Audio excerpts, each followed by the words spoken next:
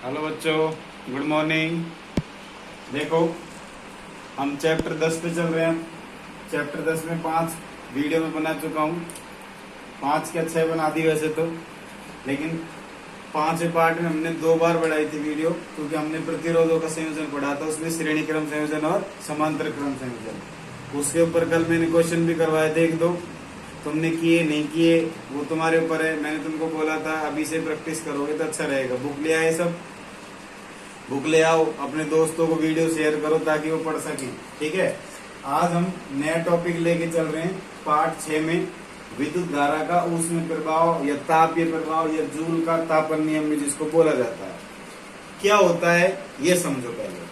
तो जूल का तापन नियम या फिर विद्युत धारा का ऊष्मीय प्रभाव क्या होता है कि विद्युत धारा की वजह से किसी वस्तु में ऊष्मा उत्पन्न होना, ये होता है विद्युत धारा का ऊष्मीय प्रभाव। कैसे? तुमने देखा होगा अपने घरों में कितनी सारी इंस्ट्रूमेंट होते हैं, इलेक्ट्रिकल इंस्ट्रूमेंट जो लाइट से चलते हैं। तुमने देखा हो उसको चलाते हैं तो कुछ समय के बाद में, थोड़ी देर जैसे उनको चलाते जाएं तो कुछ समय बाद वो क्या होने लग जाते हैं, गर्म होने लग जाते हैं गर्म। तुमने कभी सोचा कि वो गर्म क्यों होते हैं? क्योंकि विद्युत धारा के ऊष्मीय प्रभाव के कारण वो क्या होते हैं, गर्म होते हैं। कैसे? मान लिया ये कोई बैटरी है, ठीक है, ये इसके सिरे हैं पॉजिटिव नेगेटिव। बैटरी में कौन सी ऊर्जा होती है बेटा? रासायनिक ऊर्जा। रासायनिक ऊर्जा क्या होती है? जब इसमें हम तार लगाते हैं तो ये रासायनिक ऊर्जा जो है किस में बदल जाती है? विद्युत ऊर्जा में बदल जाती है। ठीक है, किसमें बदल जाती है बेटा? विद्युत ऊर्जा में बदल जाती है। अब जैसे ही इन तारों में विद्युत धारा प्रवाहित होती है, विद्युत ऊर्जा प्रवाहित होती है, तो क्या होता है, इस वायर के अंदर, ये जो वायर है जैसे ये, इसके अंदर जो इलेक्ट्रॉन्स होते हैं वो क्या करते हैं, आपस में मूव करते रहते हैं इधर उधर। तो मूव करेंगे इलेक्ट्रॉन्स आपस में तो क्या होगा, हीट उत्पन्न होगी। तुमने भी देखा होगा जब आपस में तुम मेले वगैरह में जाते हैं, फिर कहीं पर ज्यादा भीड़ भाड़ रहती है तो वहां पर तुमको गर्मी महसूस होती है ना।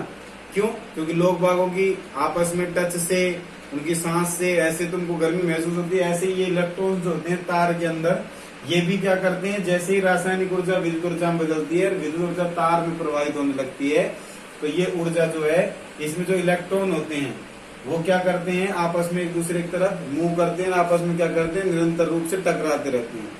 तो वो विद्युत ऊर्जा जो है फिर बाद में किस में बदल जाती है, ऊष्मीय ऊर्जा में। किस में बदलती है बेटा? ऊष्मीय मतलब हीट एनर्जी में।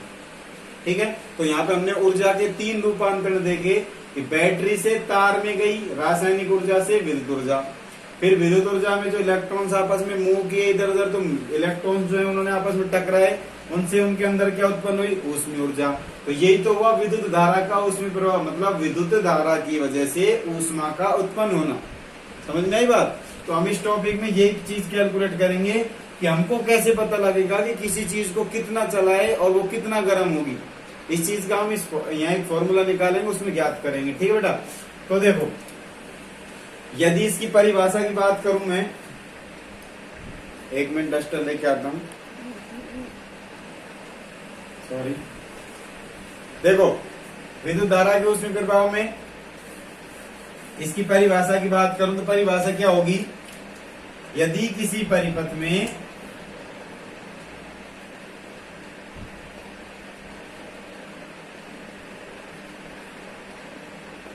एक विशुद्ध प्रतिरोध है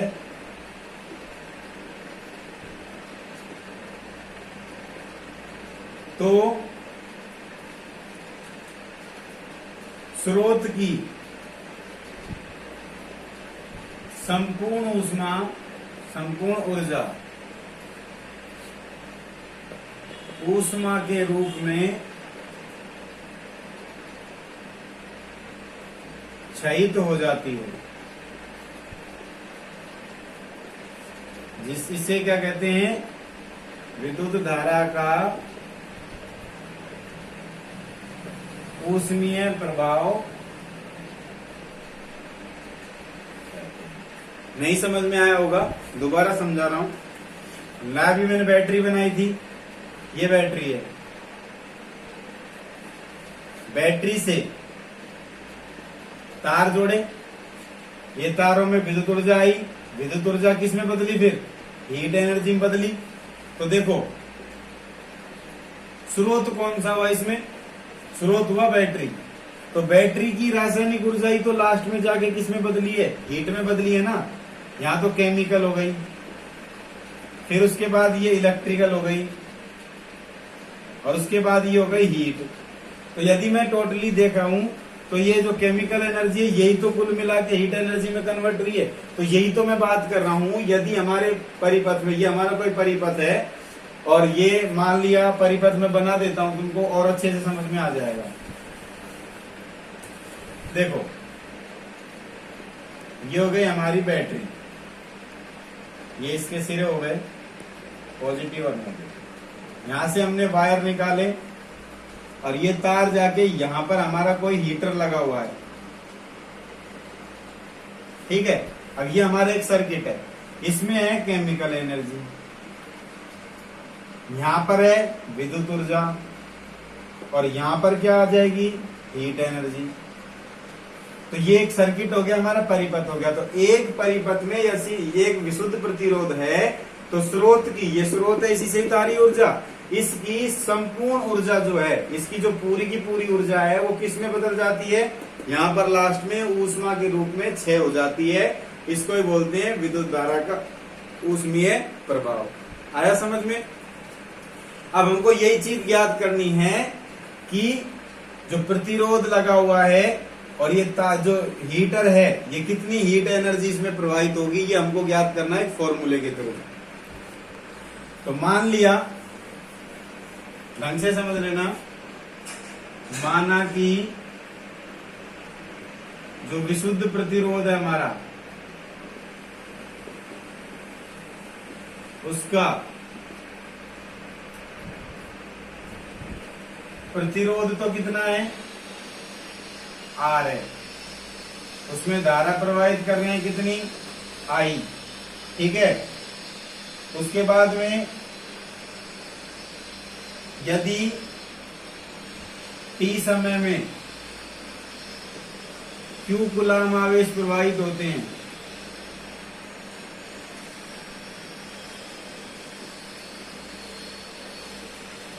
तो धारा कितनी होती है, धारा आई होती है, तथा विभवांतर कितना होगा तार का, V जो होता है किसके बराबर होगा, W/Q के होगा। ये तुमको मैं बता चुका हूँ सब कुछ, पहला और दूसरा पार्ट देख लेना, उसमें समझ में आ जाएगा। यदि T समय में यदि Q कूलाम आवेश प्रवाहित होते हैं तो तार में धारा बहती है I, और तारों के बीच में विभवांतर कितना रहता है, V।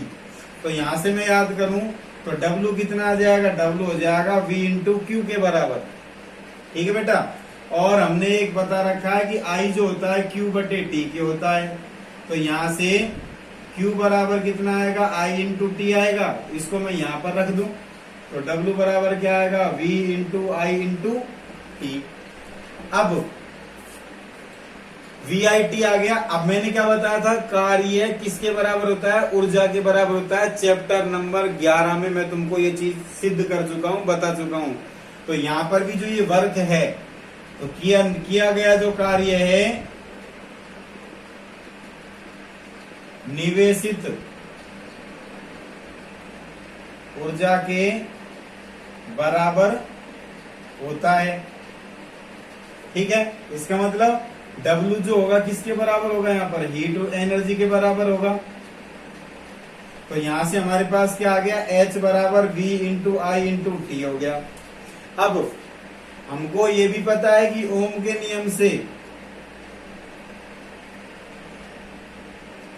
V जो होता है किसके बराबर होता है, IR के बराबर होता है। तो यहां से इसकी वैल्यू यहां रखेंगे तो H बराबर क्या आएगा बेटा, IR, ये I × T। तो यहां से कितना हो जाएगा, I²R। ये आ जाएगा तुम्हारे पास एक फॉर्मूला हीट ज्ञात करने का। साफ से अभी दोबारा से लिख देता हूं मैं इधर, देखो देखो दोबारा से, V किसके बराबर था, W/Q के, और यहां से आई जो था किसके बराबर, Q बटे टी के था, तो यहाँ से Q की वैल्यू कितनी आएगी, I इंटू टी। इसको यहाँ पर रखेंगे तो V बराबर W बटे आई टी। अब W का मान कितना आएगा, यहाँ से V इंटू आई इंटू टी आएगा। और मैंने अभी बताया था W किसके बराबर होगा, हीट एनर्जी के बराबर होगा। तो यहाँ से हीट एनर्जी कितनी आ गई बेटा, हीट एनर्जी H बराबर V इंटू आई इंटू टी। अब यहां हम लगाएंगे ओम का नियम। ओम के नियम से V किसके बराबर होता है, आई आर के। तो ये यहां पर रखेंगे तो H किसके बराबर होगा बेटा, I R into I into T. तो हीट एनर्जी होगी आई स्क्वायर आर टी के बराबर। इस सूत्र से हम ये ज्ञात कर सकते हैं कि कोई भी इंस्ट्रूमेंट हम कितनी देर चलाएं तो कितना गर्म होता है, वो इसका टाइम ज्ञात कर सकते हैं। कितनी उसमें ऊर्जा, हीट ऊर्जा जो होगी, हीट एनर्जी जो होगी वो कितनी आएगी, वो भी हम इसमें ज्ञात किया जा सकते हैं H बराबर आई स्क्वायर आर टी फॉर्मूले से। ठीक है ना। तो इसी फॉर्मूले को आगे बढ़ाते हुए एक जूल का तापन नियम, जूल नाम का वैज्ञानिक था, उसने एक नियम दिया था। इसने इस फॉर्मूले से क्या बात कही थी, देखो H बराबर क्या होता है, आई स्क्वायर आर टी होता है। ठीक है बेटा। तो पहली बात कि परिपथ में या परिपथ की ऊष्मा ऊर्जा, यहां से देखो विद्युत धारा के वर्ग के समानुपाती होती है। मतलब H जो है वो समानुपाती किसके है बेटा, आई स्क्वायर के है। दूसरी बात क्या कही, परिपथ में, परिपथ की ऊष्मा तार के प्रतिरोध के समानुपाती होती है। मतलब H जो है समानुपाती किसके है, R के है, यहां से देख लो। तीसरी, परिपथ की संपूर्ण ऊष्मा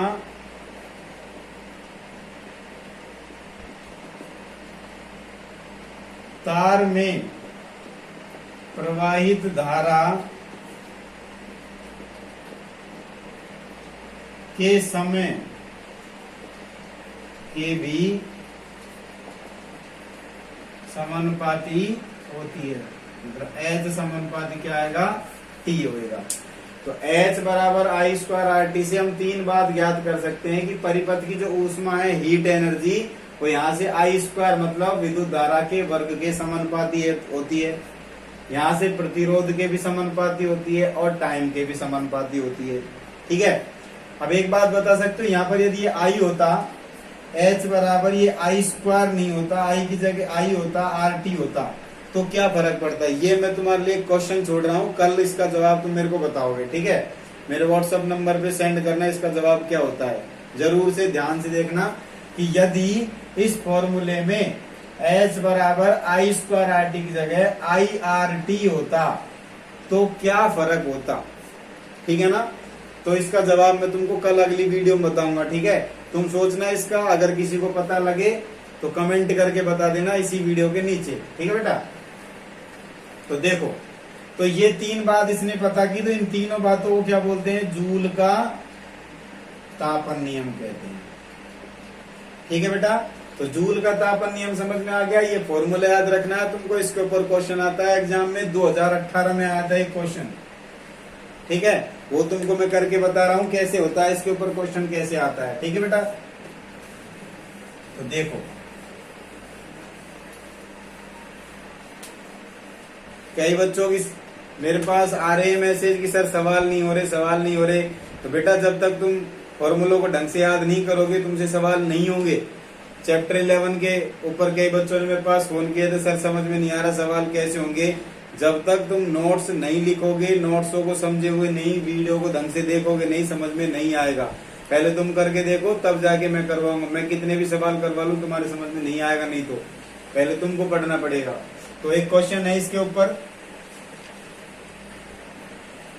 10 वोल्ट के सेल से 50 ओम प्रतिरोध की कुंडली को जोड़कर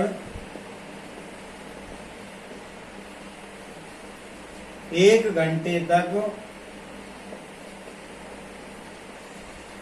धारा प्रवाहित करने पर कुंडली में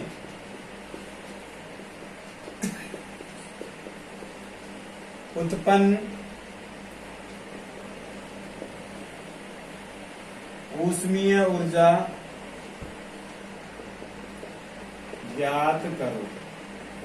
यह क्वेश्चन ठीक है बेटा। एक 10 वोल्ट का सेल है और 50 ओम की कोई प्रतिरोध की एक कुंडली है जिसको जोड़ रखा है उस सेल से, और उस सेल के अंदर से 1 घंटे तक धारा प्रवाहित की जाती है उस कुंडली के अंदर। तो वो कुंडली कितना गर्म होगी? एग्जाम्पल के लिए यही लगा लो, तुम्हारा कोई 10 वोल्ट का पंखा है और तार जो है 50 ओम प्रतिरोध का एक तार है, उससे उसके अंदर क्या कर रहे हैं, विद्युत धारा प्रवाहित कर रहे हैं 1 घंटे तक। मीन्स क्या हो गया, स्विच से जो वायर जा रहा है पंखे तक वो तो हो गया तुम्हारा प्रतिरोध वाला तार, वोल्टेज हो गया तुम्हारा पंखा, भाई इतने वोल्ट का पंखा है और तुम उस पंखे को 1 घंटे तक चला रहे हो, तो उस 1 घंटे के अंदर वो कितना गर्म होगा, ये क्वेश्चन है एक तरह से। तो 10 वोल्ट के सेल में 50 ओम की प्रतिरोध कुंडली को जोड़कर 1 घंटे तक धारा प्रवाहित करने पर कुंडली में कितनी ऊष्मीय ऊर्जा उत्पन्न होगी, ये तुमको ज्ञात करना है। तो देखो पहले गिवन डाटा लिखते हैं, उसी से तुम फॉर्मूला पता लगा। देखो सवाल करने का सीधा सा तरीका यही है, पहले जो जो तुमको दे रखा है वो लिख लो, उसके मात्रक याद होनी चाहिए। तो वोल्टेज दे रखा है V कितना 10, प्रतिरोध को किससे लिखते हैं, R से लिखते हैं, कितना दे रखा है 50 ओम। टाइम कितना दे रखा है बेटा 1 घंटे। और हमेशा ध्यान रखना, केवल कान खोल के सुन लेना, हमेशा बात ध्यान रखना, केवल यूनिट निकालते समय टाइम हमेशा घंटे में लेना, बाकी सभी जगह पर टाइम हमको सेकंड में कैलकुलेट करना है। तो यहाँ पर ये घंटा है, इसमें कितनी सेकंड होती है बेटा 3600 सेकंड होती है, ठीक है। और हमको ज्ञात करना है, H ज्ञात करना है। तो हमारा फॉर्मूला क्या होता है, H बराबर I²R/T होता है। अब हमारे पास I नहीं है, लेकिन I हम निकाल तो सकते हैं। I निकालने के लिए हमारे पास Q/T है, लेकिन यहाँ से नहीं निकल सकता। W/Q है, उससे भी नहीं निकल सकता। तो हमारे पास यहाँ पर ऑप्शन रहेगा ओम के नियम से। ओम के नियम से हम क्या लिख सकते हैं, V जो होता है IR के बराबर होता है, और यहाँ से I किसके बराबर होगा, V/R के बराबर होगा, नहीं होगा। तो यहाँ से इसकी जगह पर ये रख सकते हैं, क्योंकि हमारे पास V है और R है, इन दोनों से हम I निकाल सकते हैं। तो इसकी जगह पर ये रखेंगे, तो यहाँ पर क्या आएगा, H बराबर I की जगह पर लिख देंगे V/R, इसका स्क्वायर गुना R गुना T, ठीक है बेटा। तो H बराबर V²/R² गुना R गुना T, R से एक R कैंसिल हो जाएगा। अब धर देंगे मान, V का मान 10 गुना 10 बटे R का मान कितना है 50, और टाइम कितना दे रखा हमको 3600 सेकंड। अब इसको काटेंगे तो 1 0 से 1 0 कट गई, और इस 5 से 2 बार कट गया। तो H बराबर कितना आ गया 3600 गुना 2 मतलब 7200 जूल। ये आ गई हमारी हीट एनर्जी। यदि इसको किलो जूल में कन्वर्ट करेंगे तो कितना आएगा 7.2 किलो जूल। मतलब यदि उस कुंडली को 1 घंटे तक बैटरी से जोड़ दें 10 वोल्ट के सेल से, तो वो 1 घंटे के अंदर कितना गर्म हो जाएगी, 7.2 किलो जूल की ऊर्जा उसमें क्या हो जाएगी, जनरेट हो जाएगी। ठीक है बेटा। तो ये फॉर्मूला हुआ तुम्हारे विद्युत धारा का उसी प्रभाव के ऊपर। ठीक है। एक छोटा सा टॉपिक इसमें तुम्हारे दे रखा है, वैसे मैं तुमको पढ़ा चुका हूँ उसमें, पावर के बारे में, शक्ति के बारे में, जो तुमको पिछले चैप्टर में मैंने बता दिया था। थोड़ा सा इसके बारे में इसमें बता देता हूँ। फॉर्मूला वगैरह वही है सेम जो उसमें था। देखो विद्युत शक्ति, विद्युत शक्ति की मैंने तुमको परिभाषा बताई थी। क्या बताई थी, किसी विद्युत परिपथ में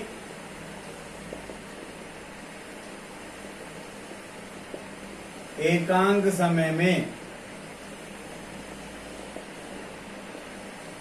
प्रवाहित धारा को क्या बोलते हैं बेटा? विद्युत शक्ति कहते हैं। ठीक है, मतलब P बराबर W/T। ठीक है, एकांक समय में, ओ सॉरी गलती लिख दिया, प्रवाहित धारा नहीं होगा, एकांक समय में किया गया कार्य। ठीक है बेटा, एकांक समय में किया गया कार्य किसके बराबर होता है? P के बराबर होता है, पावर के बराबर होता है। अब इसके मात्रक की बात करें तो मात्रक क्या होता है? वाट होता है इसका, और किसके बराबर होता है? जूल/सेकंड के बराबर होता है। ठीक है बेटा, अन्य मात्रक भी बताए थे मैंने तुमको। अन्य मात्रक क्या बताया था? पहला किलोवाट, किलोवाट में कितने होते हैं? 1000 वाट। दूसरा मेगावाट, जिसमें कितने होते हैं? 10⁻6 वाट।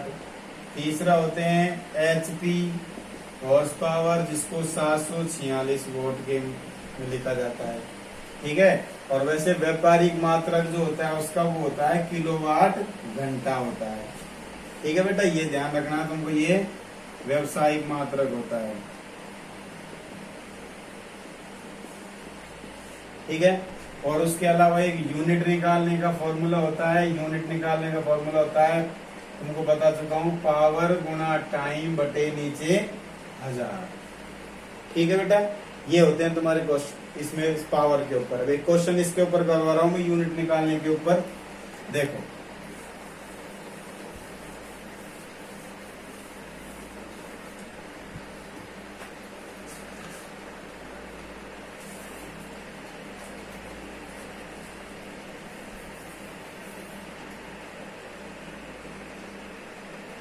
एक घर में विद्युत की 5 युक्तियां लगी हुई हैं। इनमें 2 युक्ति 200 वाट की व 3 युक्ति 400 वाट की हैं। तो 30 दिन का विद्युत खर्च ज्ञात करो यदि 1 यूनिट का मूल्य 5 रुपए। ये क्वेश्चन है तुम्हारा। ठीक है, एक घर के अंदर 5 विद्युत की युक्ति लगी हैं, जिनमें से 2 युक्ति तो 200 वाट की हैं, 200 वाट की, और 3 युक्ति है 400 वाट की। तो 30 दिन में उनका कितना खर्चा आएगा यदि 1 यूनिट का जो मूल्य है वो कितना दे रखा है हमको बेटा? 5। ठीक है, तो गिवन में क्या क्या है हमारे पास? गिवन है भाई 2 युक्ति जो हैं उनकी जो पावर है वो तो हमको दे रखी है कितनी? 200 वाट, और इसकी भी कितनी है? 200 वाट। उसके बाद 3 युक्ति और दे रखी है भाई, जिनकी हमको पावर दे रखी है 400 वाट।